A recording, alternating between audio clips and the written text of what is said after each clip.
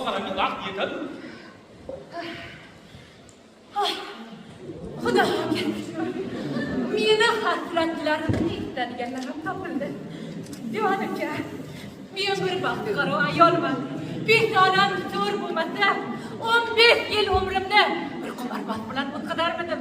15 yil oldin bir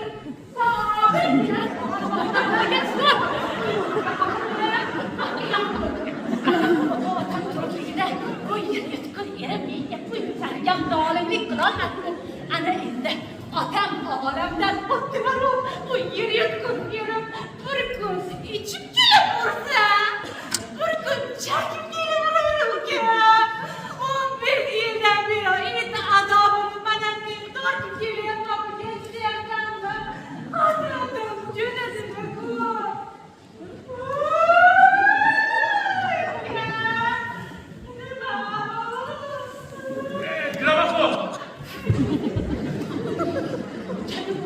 Yo'q, uchmaydi. Kelasini tugagan.